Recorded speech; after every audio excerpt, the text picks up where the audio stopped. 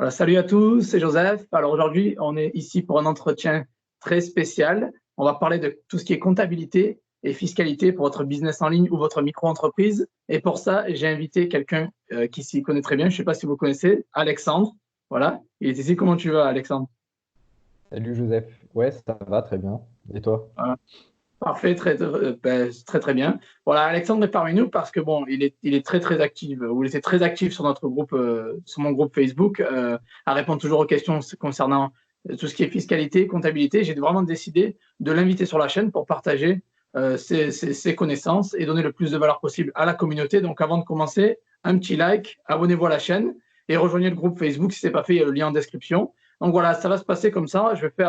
J'ai une liste de questions qui ont été posées sur le groupe Facebook et je vais donc les poser c'est vos questions, en fait, au final, c'est vos questions qui vont être posées à Alexandre directement. Il va nous apporter les réponses en direct. Voilà. Alors, tout d'abord, Alexandre, merci d'être là. Et je vais te demander de te présenter, s'il te plaît. Ouais. Déjà, merci de m'avoir invité sur ta chaîne. Alors, moi, je m'appelle Alexandre, comme tu l'as dit. J'ai 28 ans et je travaille dans un cabinet d'expertise comptable. Donc, du coup, mon travail, c'est, entre guillemets, d'accompagner des entrepreneurs dans tout ce qui concerne l'administratif, les déclarations fiscales et aussi de s'occuper de leur compta. Donc, du coup, je connais un peu toutes les règles, on va dire, générales, qui sont simples, enfin pas simples, mais qui concernent les sociétés en général. Et du coup, je me suis surtout intéressé à la micro-entreprise parce que j'ai vu qu'il y avait beaucoup de personnes qui se posaient beaucoup de questions. Et malheureusement, les informations sont très floues. Donc voilà, c'est d'où ton invitation aussi. Donc, Voilà, exactement, c'est ça. On démarre en dropshipping. C'est un ouais. business de modèle assez nouveau. Il y a beaucoup de flou, pas beaucoup de réponses. Des fois, on se perd sur le net. Et là, voilà, vous avez Alexandre, qui est coach et consultant en business en ligne et en micro-entreprise. Donc, il s'y connaît vraiment bien dans ces domaines-là. Donc, on va commencer avec les questions, entretien, sans Mm. plus attendre. Voilà, ça a été sélectionné par les membres du groupe et pas même quelques questions qui reviennent souvent sur les réseaux sociaux. Alors, voilà. Je voulais te demander, il y a beaucoup de gens qui se demandent quand doit-on commencer à se déclarer exactement? Voilà. Alors, je sais qu'on va peut-être parler là peut-être d'eBay, parce qu'il y a beaucoup de gens qui regardent la chaîne qui viennent d'eBay, mais peut-être Mm. aussi dans son business en ligne en général, quand commencer à se déclarer.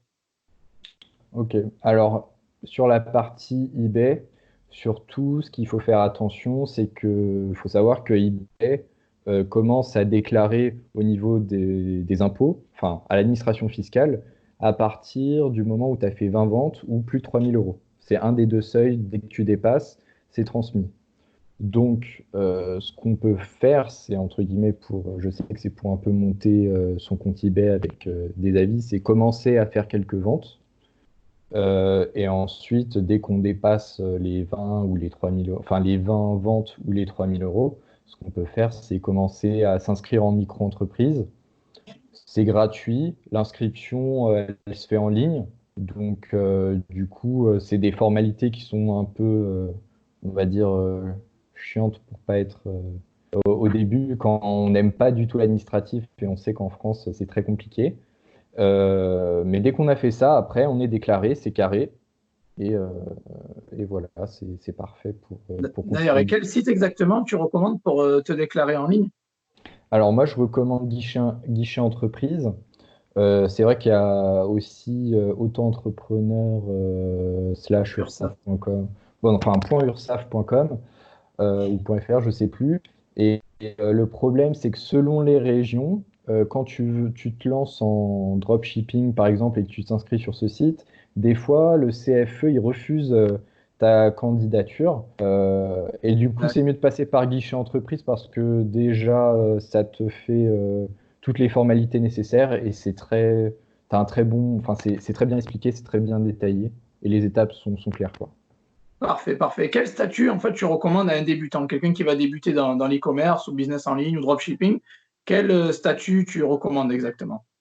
Alors, ça, c'est une question un peu compliquée, mais on va dire que si tu veux lancer un business, si tu veux commencer un business, il faut toujours faire attention à tes marges. Parce que le problème, c'est que quand tu es en micro-entreprise, tu n'es pas taxé les impôts sont calculés sur ton chiffre d'affaires après un abattement. Ça dépend si tu as pris l'option ou pas des 1%. Et tout ce qui est par contre cotisation sociale, là, c'est sur ton chiffre d'affaires. Et les cotisations sociales, ça fait un peu mal.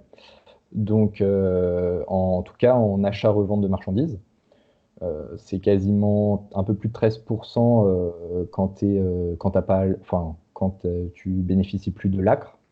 Et du coup, bah, ça grignote directement ta marge. Donc, moi, ce que je conseille, c'est que si tu es en micro-entreprise, de se lancer en micro-entreprise Ok. et, bien faire attention à calculer ta marge pour pas perdre de l'argent. Et sinon, après, le mieux, ce serait de passer par une société, quoi. D'accord. Donc, on en parlera dans les questions à venir sur la Mm. société. Et en micro-entreprise, donc pour débuter, il y a Ouais, des coûts assez bas, je suppose, pour ouvrir ça. C'est gratuit d'ailleurs. Oui, c'est gratuit oui, pour c'est l'ouvrir en gratuit. ligne Ouais, via guichetentreprise.fr. oui. Donc, c'est gratuit. Mm. Il y a des coûts bas, vraiment, et c'est parfait pour débuter. Et qu'est-ce qu'il faut vraiment déclarer? Alors, comment on est taxé exactement en micro-entreprise? Qu'est-ce qu'il faut vraiment déclarer? Bah, c'est surtout le chiffre d'affaires encaissé qu'il faut déclarer. Donc, on peut le déclarer en D'accord. ligne je crois que c'est sur ouais, c'est ça, c'est sur auto-entrepreneur.ursaf. Tu peux créer un compte et tu fais tes D'accord. déclarations en ligne. Et de toute façon, là, au tout début, quand tu t'es inscrit en micro-entreprise, lors de ta première déclaration, tu reçois un document papier qui te dit sur quel site tu peux t'inscrire, etc., pour faire tes déclarations en ligne, en fait. D'accord, parfait, parfait. En parlant des déclarations en ligne, il y a une Ouais, fréquence à se déclarer. Il y a pas mal de gens qui paniquent avec ça. ouais. Comment faut-il se déclarer ou combien de fois par an faut-il se déclarer? Alors, ça dépend de l'option que tu as pris au niveau de l'inscription. Alors, soit c'est par trimestre, soit c'est mensuel. Quand c'est par trimestre, tu déclares le 30 avril euh, si tu as fait un chiffre d'affaires en janvier, février et mars. Le 31 juillet si tu as fait en avril, mai, juin. 31 octobre si tu as fait juillet, août, septembre. Et 31 janvier de l'année suivante quand tu as fait du chiffre d'affaires en octobre, novembre, décembre. D'accord, parfait. Ben, merci pour cette précision, c'est très clair. Et je voulais savoir au niveau des taxes, en fait, comment ça marche? On entend parler de l'ACRE, etc. Est-ce que tu peux nous expliquer Mm. notre taux d'imposition au début, etc., ce qu'il faut payer, ce qu'il faut déduire Ouais. de nos revenus? Alors, ce qu'on a surtout ce qui est intéressant de s'inscrire depuis le 1er janvier 2019, c'est qu'on bénéficie automatiquement de l'ACRE quand on est en micro-entreprise. Alors, D'accord. c'est quoi l'ACRE? C'est, on va dire, une aide sur les cotisations sociales. Donc, en gros, tu as un abattement sur les 9 premiers mois de 75%. Donc, au lieu de payer 13%, tu payes 3% et quelques sur ton chiffre d'affaires. Et ça augmente, enfin, ce taux, il augmente progressivement sur les 3 années. Donc, les 9 premiers mois, c'est autour de 3%. Ensuite, pendant un an, c'est de l'ordre de 6%. Ensuite, pendant un an, c'est autour de 9%. Et après, ça passe à 13%. Euh, mais il y aura peut-être une réforme là-dessus. Ça n'a pas encore été confirmé. Mais du coup, on attend un peu les nouvelles pour savoir comment ça va se passer. Mais D'accord. il y aura un changement en tout cas. Donc, il y aura un changement récent, mais pour l'instant, quand même, il y a quand même un certain avantage pour les personnes qui Ouais, débutent en micro-entreprise avec l'AC. Quand même, c'est une réduction assez conséquente assez de nos conséquent. charges. Mm, mm, mm. D'accord, parfait. Il y a pas mal de personnes qui m'ont posé cette question. Ça peut paraître un peu bizarre, mais par exemple, il y a des personnes qui se retrouvent dans une situation où ils ne peuvent pas forcément déclarer les revenus à leur nom, où ils voudraient faire le business au nom de leur conjoint ou, je ne sais pas, un membre de leur famille, par exemple. Mhm. Est-ce que c'est quelque chose qu'on peut faire, déclarer ses revenus au nom de quelqu'un d'autre, ou Mhm. c'est quelque chose qu'on ne peut pas faire? Si tu pouvais juste nous détailler brièvement euh, Ouais, les possibilités. ok. Alors, en principe, imaginons, on a un couple, il y a un couple, et je sais pas, imaginons, monsieur, il est fonctionnaire, mais il veut faire une activité d'e-commerce, et il peut pas, parce qu'en principe, quand tu es fonctionnaire, tu n'as pas le droit d'avoir une activité commerciale sauf sous certaines conditions qui sont un peu compliquées. D'accord? Et ben, il pourrait très bien faire son activité et déclarer au nom de sa femme, qui est par exemple salariée ou mère au foyer. Et il pourrait très bien déclarer en son nom et faire le commerce. C'est pas dérangeant en soi. puisque ça sera au nom de sa femme. Par contre, imaginons qu'on ait toujours le même cas d'un couple, que monsieur ait son activité de micro-entreprise, je sais pas, par exemple dans l'e-commerce, et que madame, elle fasse des prestations, ça aussi c'est possible. Par contre, dans les deux cas où les deux font de l'e-commerce sur le même enfin, sur le même, comment dire, la même thématique, on va dire, là, il faut faire attention parce qu'en principe, on n'a pas le droit d'ouvrir deux fois la même micro-entreprise au sein d'une même famille pour la même activité. Pourquoi? Parce que il y a le problème de seuil de TVA et il y a, comment dire, des petits malins qui pourraient s'amuser à ouvrir un compte pour leur femme, un compte pour lui, pour monsieur. Ils déclarent par exemple, juste avant d'être sous le seuil de TVA. Et après, il fait, oh bon, bah, je suis quasiment au seuil de TVA, bah, j'ai déclaré sur ma femme, pour ça, je vais pas payer la TVA. Donc ça, il faut faire attention à ça, parce que ça peut être l'objet de contrôles fiscaux. Donc D'accord. l'administration fiscale, il vérifie et puis il se pose la question. Mais si c'est deux activités à part, prestation et vente de marchandises, par exemple, il y a pas de souci. D'accord, ben ça c'est parfait, c'est bien clair. Donc les activités différentes peuvent être faites. Par contre, si c'est la même activité sous le même toit ou la même résidence fiscale, là par contre c'est interdit, quoi. Ouais, faut faire. Enfin, c'est pas vraiment interdit, mais faut quand même faire attention parce que ça pourrait, entre guillemets, éveiller les soupçons alors que il n'y Oui, a pas raison de l'être, quoi.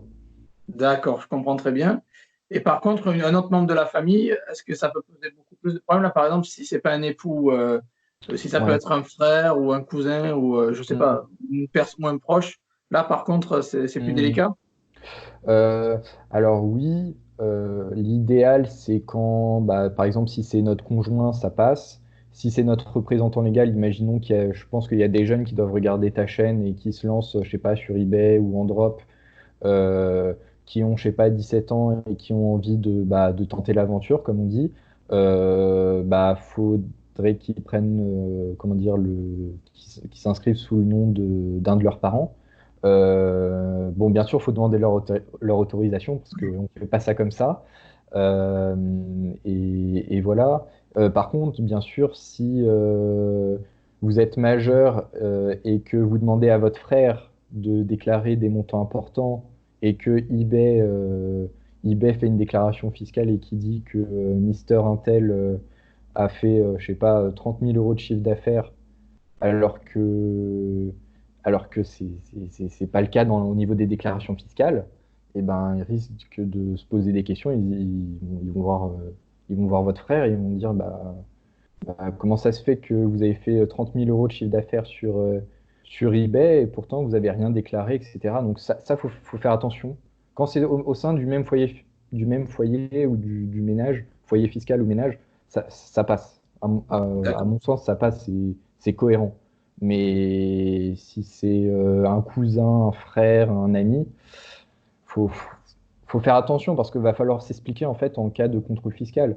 Et les contrôleurs vont poser des questions forcément. Ils vont se dire mais comment ça se fait que. Puis ils vont vous embêter quoi. Ok, d'accord, merci. Ben, parfait, parfait. Pour ça, j'avais vraiment besoin d'éclaircir cette situation. Et maintenant, je veux savoir comment bien gérer sa comptabilité. Vraiment, c'est une question où il y a beaucoup de personnes qui sont un peu perdues. Est-ce que tu as des Ouais, outils, des tips ou des logiciels, bref, quelque chose pour bien gérer ouais. ta comptabilité?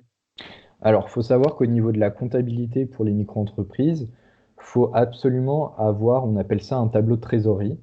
Donc en gros, c'est un tableau qui peut être soit sous Excel, soit en version papier, hein, peu importe, où il y a différentes catégories à remplir. Donc il faut surtout avoir la date, le numéro de facture, le type de prestation, le type de marchandises qui ont été vendues, le nom de la personne, le montant encaissé, TTC, éventuellement le montant de la TVA, si on est soumis à la TVA. Ensuite, faut le moyen de paiement. Et je crois que j'ai un oublié. Non, c'est bon. Ouais, c'est ça. Ah, parfait, ben, Ouais. c'est très clair. Donc, garder une copie, donc ça, Ouais. c'est Et clair. puis bien, et puis évidemment, faut toutes les factures de vente qu'éventuellement on a fait si en cas de contrôle fiscal, si on nous les demande, bah, faut pouvoir les donner. Par contre, on a toujours D'accord. un délai. Et oui, et ces factures de vente et d'achat, donc il faut les conserver, mais pendant combien de temps, par exemple? Bah, au- normalement, tout ce qui est facture d'achat et de vente, faudrait les garder 10 ans. Enfin, pour les micro-entreprises, ce serait les factures de vente, faudrait les garder pendant 10 ans, en principe. D'accord. Après, en cas de contrôle, en général, on se fait contrôler que soit l'année en cours, soit et les 3 années, les 3 exercices précédents à l'année en cours. Donc, imaginons, on est en 2019, vous avez votre activité en 2019, vous pouvez vous D'accord. faire contrôler en 2018, 2017, 2016, plus éventuellement 2019. Mais D'accord, ok. ils peuvent pas aller plus loin. Or, après, il y a un principe, c'est si vous faites de la fraude avérée, donc en gros, vous essayez de faire une escroquerie, hein, concrètement, ils peuvent remonter jusqu'à 10 ans. Mais ça, c'est vraiment D'accord. exceptionnel, hein. C'est des cas extrêmes, d'accord. Ok. Ouais, c'est des cas Et maintenant, extrêmes. parfait, ben merci pour cette précision. Maintenant, je voulais parler d'un sujet assez flou et sensible, c'est la TVA. Alors, Ouais. est-ce que tu peux nous dire exactement quand faut-il la payer, comment la déclarer, est-ce qu'il faut la déclarer, Mhm. dans quelles circonstances, ou voilà. Ce serait bien d'éclaircir un peu le sujet TVA parce que c'est Ouais. assez flou quoi, à l'heure actuelle. Alors, en principe, quand on importe, je suppose que tu parles des importations liées au dropshipping, quand on Voilà, là achète c'est dans le cadre, oui, dans le cadre hors. dropshipping, parce que la plupart des Ouais, gens qui regardent font du dropshipping, exactement. d'accord. Alors, en général, quand on achète bah, justement sur AliExpress ou en Chine ou dans d'autres pays hors Union européenne, on est censé, enfin, à chaque fois qu'il y a un de nos articles qu'on a acheté qui traverse la frontière française, on est censé payer des frais de douane si le montant du colis est supérieur à 150 euros. Et la TVA, c'est dès le premier euro qui traverse la douane. Donc, même si vous achetez pour 1 euro, vous devez normalement reverser 20 centimes de TVA. Ça, c'est la théorie. Ensuite, le problème, c'est que dans la pratique, lorsque vous faites du dropshipping, vous achetez pas pour des valeurs de 150 euros. Vous achetez des valeurs uniques à 10, 15, 20, 30, peut-être 50 ou 100 euros grand max. Mais du coup, ça passe sous les filets de la douane au niveau des frais douaniers. Donc, vous êtes exonéré de frais de douane, mais pas pour la TVA. Donc, en principe, on est censé déclarer cette TVA. Dans la pratique, ce qui se passe, c'est que les douaniers, ils n'ont pas le temps de contrôler chaque colis. Ils n'ont ni les moyens techniques ni les moyens humains. Donc du coup, ils laissent passer les colis et ils vont s'attaquer, entre guillemets, aux colis qui sont beaucoup plus importants, des colis qui vont représenter 1000, 2000, 10 000 euros de valeur, où ils savent D'accord. que pour quasiment le même temps passé pour ce colis-là ou un petit colis, bah, ils vont récupérer beaucoup plus de frais de douane et surtout la TVA qui représente 20% des marchandises importées. D'accord. Donc, en théorie, ça devrait exister. Bon, après, la pratique est tout à fait Dans la différente. Mais pratique, est tout à fait ouais, différente. Après, si on veut se mettre vraiment en règle, il faudrait déclarer la TVA aux impôts. Il faudrait aller sur d'accord. le site impôts.gouv, créer son compte professionnel et il faudrait déclarer cette TVA, quoi. D'accord. Donc, impôt.gouv, sur le site du gouvernement, créer un espace pour déclarer tout ça, pour être C'est en ça. règle. Mm. Après, quand ça vient d'Europe, on est d'accord, on n'est pas censé payer la TVA, mais si ça vient de Chine, par contre, là, on est censé payer une TVA, C'est c'est ça. ça? C'est ça. Parce que en fait, il y a un principe qui veut que entre comment dire, entre professionnels en Europe, euh, en gros, les professionnels, quand quelqu'un vient acheter, par exemple, quand on va acheter en Allemagne, notre fournisseur allemand, il va nous demander notre numéro de TVA intracommunautaire. Si on n'a pas de D'accord. numéro de TVA intracommunautaire, automatiquement, il va nous facturer la TVA allemande. D'accord. Et nous, on ne pourra pas la récupérer Et nous, derrière. exactement, on ne pourra pas la récupérer derrière et du coup, bah, ça augmente le prix d'achat forcément. Mais par contre, on n'a aucune déclaration à faire au niveau de la TVA, quoi que ce soit. C'est vraiment que hors Union européenne.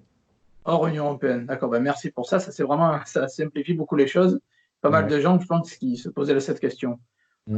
Maintenant, on voulait parler de ben, les risques un petit peu financiers, parce qu'il y a pas mal de gens qui, peut-être, qui ils sont un peu en stress, en panique, parce qu'ils n'ont pas fait forcément les choses en règle, parce qu'ils ne savaient pas forcément Mm. parce qu'ils voulaient frauder, mais parce qu'ils ne savaient pas exactement comment faire les choses, parce que c'est quand Mm. même quelque chose d'assez nouveau, le dropshipping. Donc, quels Ouais. sont les risques financiers, les pénalités, les redressements fiscaux, tout ce qui est pénalité en général qu'on Ouais. pourrait encourir Ouais. si on ne fait pas les choses de manière carrée exactement? Est-ce que tu Hmm. peux expliquer un petit peu les risques qu'on encourt en fait? En gros, moi, je vais parler par rapport à la TVA parce que c'est la partie où il peut y avoir le plus de. Je dis pas de fraude, hein, c'est pas forcément de la fraude, mais là où il peut y avoir le plus d'erreurs des entrepreneurs parce qu'ils ne maîtrisent pas, c'est très compliqué. Ça serait au niveau des pénalités. En fait, on a des pénalités. Donc, en fonction de la. Comment on peut appeler ça? En fonction de si on a fait ça de. Enfin, déjà, si on a un retard de déclaration, on a automatiquement 10% de pénalité. C'est-à-dire que, imaginons, on doit 1000 euros de TVA, et ben, on va devoir payer les 1000 euros de TVA, plus on va avoir 10% à payer en plus. Donc, ça veut dire qu'on va payer 100 euros de plus en gage de pénalité. Ensuite, D'accord. on peut avoir une majoration de 40%. Donc ça, euh, comment dire, c'est une punition pour le fait de ne pas avoir déclaré, mais comment dire, on n'a pas déclaré, on s'est fait, entre guillemets, choper par l'administration fiscale. Et voilà, ils nous mettent une majoration de 40% parce on n'a pas fait comme il fallait. C'est plus, là, on est plutôt de bonne foi, c'est-à-dire que on connaît pas vraiment les règles. On a essayé de bien faire parce qu'on s'est déclaré, je sais pas, par exemple à l'URSSAF, etc. On peut le prouver ça, mais qu'au niveau de la TVA, bah, on n'a pas été réglo parce que bah, on maîtrise pas le sujet, quoi. Et après, D'accord. peut avoir une pénalité encore plus importante, c'est 80%. Et là, c'est en cas de fraude avérée, c'est-à-dire qu'on fait exprès, on met tous les moyens en œuvre pour ne pas payer, par exemple, la TVA ou ne pas faire les déclarations, etc. Et là, par contre, c'est vraiment, ça, c'est une punition qui est la plus lourde. Donc, D'accord. Donc, ça va de 10 à 80%, de 10%, ouais, 40 et 80%, ouais. selon la gravité des choses. D'accord. Et Après, après, l'intention aussi. c'est ça. Après, tu peux avoir 5% de pénalité, mais ça, c'est en cas de paiement de retard. Tu déclares bien, le bon montant exactement au bon moment, mais tu vas, je sais pas, au moment où la TVA va être prélevée sur ton compte bancaire, bah, il n'y aura pas assez d'argent, donc du coup, elle va faire une tentative de prélèvement, ça marche pas, et ben du coup, tu vas te taper les 5%, donc pareil, si tu dois 1000, bah, tu vas payer 50 euros de plus pour retard, enfin pour paiement en retard, quoi. D'accord. OK. Et une autre question, en fait, il me reste deux petites questions pour toi après, Ouais. et je vais te libérer. Donc, je voulais savoir, est-ce que PayPal et les Mhm. banques en général, les banques traditionnelles ou les banques en ligne, vraiment, déclarent au fisc ou au gouvernement, en fait, nos revenus encaissés? Alors, PayPal, N26, etc., c'est considéré un peu comme des comptes bancaires étrangers. Donc, ils ne dévoilent pas ces informations.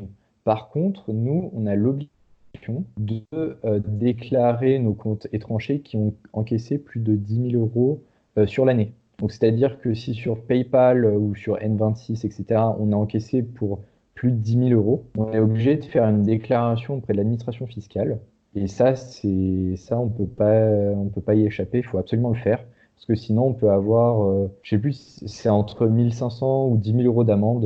Non, c'est 10 000 euros d'amende, c'est pour autre chose, mais on peut avoir une grosse amende en tout cas euh, concernant cette non-déclaration si on la fait pas. Regarde, Et donc donc, ils déclarent pas forcément eux-mêmes au fisc ou au c'est gouvernement, ça. mais si on a un compte étranger Mm, avec un revenu de plus de 10 000 euros par an, il faut le déclarer directement c'est ça. euh, aux impôts. C'est D'accord. là où c'est un compte vraiment où on encaisse plus de 10 000 euros sur l'année, quoi. D'accord. OK. Ben, merci pour cette précision. Et je vais en venir à la dernière question et qu'il y a pas mal de gens qui veulent savoir ça. Mm. Quel est le meilleur statut ou les meilleurs statuts hors micro-entreprise? Parce qu'il y a des personnes qui sont taxées sur le chiffre d'affaires et ne sont pas forcément contents à ce niveau-là. Et ils cherchent une solution un peu plus, ben, moins coûteuse en fait à la base. Ouais. Donc quel est le statut, le meilleur statut du moins hors micro-entreprise? Ok. Alors, en fait, on va dire qu'il y a deux écoles, enfin, pour simplifier, parce que c'est une question qui est assez personnelle, dans le sens où, en fonction de la situation familiale, des objectifs de chacun, on va plutôt préférer, je sais pas, par exemple, la SARL ou la SAS. Donc, pour faire simple, très simple, imaginons qu'on ait déjà des revenus, que ce soit par des salaires ou d'autres revenus, par exemple dans l'immobilier, etc., et qu'on souhaite percevoir que des dividendes. Ce qui est plus intéressant et ce qui coûte le moins cher, ça serait de passer par une SAS, où là, on n'aurait que 30% Alors, il y a une partie, c'est de l'impôt, et l'autre partie, c'est les cotisations sociales, mais le tout fait 30%. Donc, c'est-à-dire que si on fait 10 000 euros de bénéfices sur notre SAS, et qu'on veut se reverser, on veut se reverser 10 000 euros de bénéfices, et ben sur ces 10 000 euros, on aura un prélèvement forfaitaire de 3 000 euros, et on aura 7 000 euros dans notre poche. Et l'avantage aussi d'être en société, c'est que contrairement à la micro-entreprise, on est taxé sur notre bénéfice et pas sur notre chiffre d'affaires. Et là, ça change beaucoup la donne. Parce Clairement. que quand on fait le cumul de toutes tes marges sur une année, d'être taxé sur ta marge plutôt que sur ton chiffre d'affaires, ça n'a rien à voir. En termes de calcul, tu peux faire 10 000 euros de chiffre d'affaires, 2 000 euros de bénéfices. Si tu es taxé à 3% sur 10 000 euros, bah, tu dois tout de suite reverser 300 euros. Si tu es taxé qu'à 3% sur 2 000 euros, bah, ça n'a rien à voir. Donc, il Ah, y a c'est clair. ça. Donc, l'écart est vraiment important.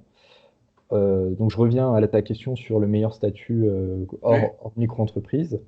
Ensuite, si, imaginons, on veut se mettre à fond dans l'e-commerce, dans le dropshipping, etc., et qu'on veut se reverser des salaires, ce qui peut être très intéressant, c'est de se mettre en SARL, EURL. C'est la même chose. EURL, c'est quand on est tout seul dans la société. SARL, c'est quand on est minimum deux associés. Euh, En fait, ce qui peut être très intéressant, c'est pareil, de monter son business, etc., avoir un bénéfice et se reverser des salaires en tant que gérant, que gérant associé majoritaire sur le URL. Ça coûte moins cher de se reverser des salaires qu'en SASU. Et en SASU, c'est plus intéressant de prendre des dividendes qu'en SARL, parce que en SARL, ça coûte beaucoup plus cher. Donc en fait, Parfait. vraiment, ça dépend vraiment de la situation de chacun. C'est à chacun déjà de se renseigner sur les taux d'imposition et aussi vraiment de se poser la question, est-ce que je prends des dividendes? Est-ce que je prends des... Voilà, D'accord. chacun doit choisir. Oui, je comprends bien que c'est quelque chose d'assez personnel. Il faut vraiment creuser, bien se renseigner. Oui. Là, tu nous guides Ouais. vraiment bien. Merci, Alexandre. Et par contre, je suppose que l'ouverture de ces sociétés-là n'est pas gratuite. Il y a quand même des coûts pour ouvrir une SARL ou une SAS ou une URL. Il y a Ouais. des coûts plus importants que la micro-entreprise. Oui, alors en micro-entreprise, de toute façon, c'est gratuit, sauf si on passe par un intermédiaire où ça peut nous coûter, je sais pas, peut-être 50 euros. Ensuite, pour tout ce qui est création de société, alors forcément, il y a des coûts. Si on passe par un cabinet,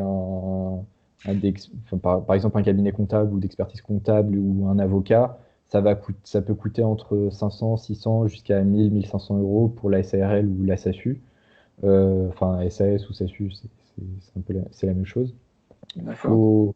Faut, Après, si on essaye de le faire soi-même, c'est un peu plus compliqué, mais c'est sûr que ça coûtera moins cher. Donc, mais il faut faire attention à bien se renseigner, ou alors il faut être aidé par des amis, quoi, tout simplement.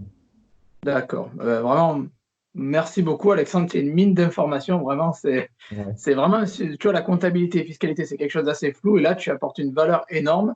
Ouais. D'ailleurs, vous qui regardez, ne soyez pas fainéants, mettez un petit like, abonnez-vous à la chaîne, laissez un petit commentaire pour remercier Alexandre pour ses réponses. D'ailleurs, Alexandre, si quelqu'un veut te contacter et a besoin de tes services ou Ouais. souhaite avoir un coaching avec toi, par exemple, ou un consulting, comment les gens peuvent te contacter? Alors, on peut soit me contacter sur Facebook directement, enfin, c'est si les gens me retrouvent sur ton groupe. Sinon, moi, je propose des petits coachings ou des questions, où je réponds à des questions tout simplement. J'ai un compte 5euros.com, donc après, si les gens veulent me contacter dessus, il n'y a pas de souci.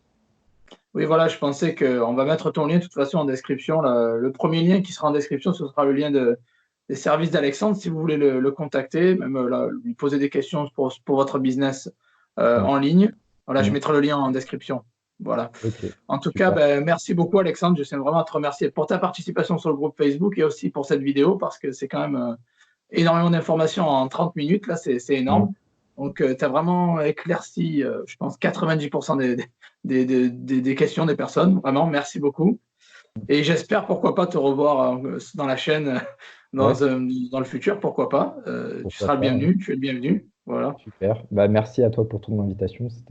C'était génial et j'espère que j'aurai apporté des lumières à toutes les questions que les gens peuvent se poser ou les questions leur torturent un peu l'esprit avec la complexité on va dire, la fiscalité et de l'administratif français. C'est vraiment un bazar. Enfin, même nous, on s'y perd des fois, hein. Alors qu'on est Voilà. des professionnels, donc. Ouais. Voilà, exactement. Donc, on comprend. C'est très compliqué, mais voilà, quand tu les poses comme ça dans une conversation comme ça, là, on comprend beaucoup mieux, c'est beaucoup plus clair. Merci beaucoup encore une fois, Alexandre. Je t'en prie. Et j'espère vraiment te revoir sur le groupe Facebook et même, pourquoi pas, sur la chaîne pour un entretien futur. Et voilà. Et on va laisser ton lien, si les personnes veulent te contacter, on va laisser le lien dans la description. Voilà. Ok, super, merci. Merci beaucoup. Je t'en Et prie. je te dis à très bientôt. Merci à tous d'avoir Ouais, visionné ces entretiens. J'espère que vous avez obtenu le plus de valeur possible. Un petit like pour soutenir, un petit commentaire pour Alexandre pour dire merci. Et abonnez-vous à la chaîne si vous souhaitez plus de vidéos comme celle-ci. Voilà, merci à tous. Et je vous souhaite donc une bonne fin de journée. Au revoir. Ciao, ciao.